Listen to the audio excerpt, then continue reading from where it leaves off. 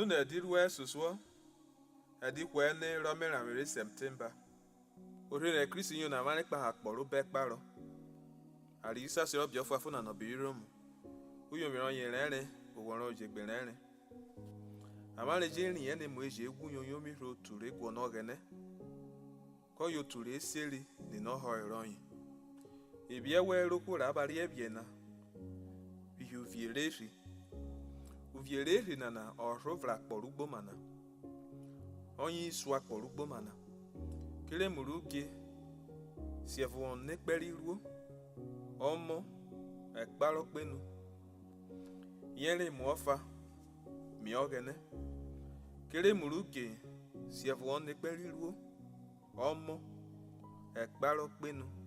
Yere muofa mi ogene. Oke akewe mu na wiri. Woda sare yo wiri. Uribi mu ovuovu. Roki aneru weje emre bugbo mana.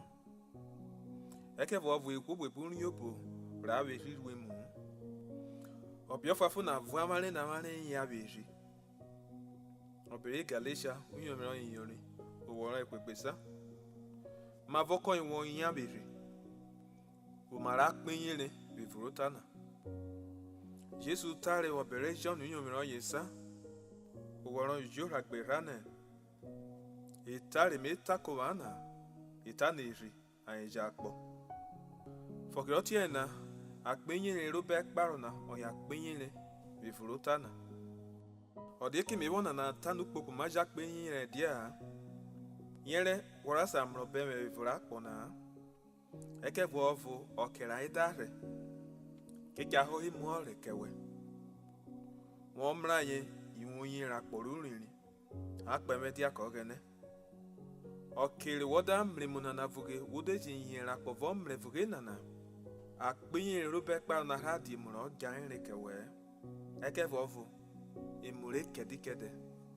Akpenye revre mura aver wode na mre. Obere suswari korin tunyo miro yive. Oworo yiku ive tai na sake bana. Amani mleri rakpo na nareyo. Eke vovu amani mleri rogenere yo. Lira amani samori yimu. Rogene wo kamani ope. Okere woda kiroro tarogene. Iri ogene kirie mu eje rishe pa akpenyere robe kparona na kiriwe. Ona yo ho rogene kewe.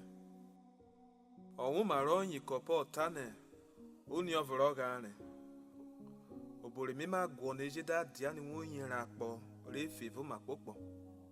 Kilo bore riwenji be rum. Obere sare Johnny. Uyo miro yin ofo oworan ive. Okere woda tani ko tarogene. Wodeji iru nene. Iwo wobo ya penyere robe kparona re. Eja neru nana. Oso gagari me pemowe. Fokera poro be kparo ri mi wori wevuri Kristi. Me wo bori Kristi lu kewe nyera poro be kparo kedikede. Wo teroyin. Foki uri niwe.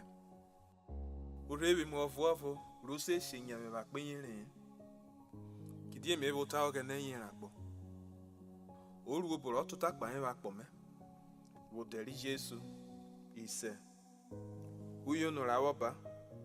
Obere suswari John unyo miro yene. Oworo yene. Owa irogene imome. Maji pia iparubo nure. Kidi oro hivuro ma rofro oro hivuro akpona. Obiru ni rejiro unyo miro ikwepesa oworo yesa. O mamoto kon yukweriome uyunta mi o mamuwe.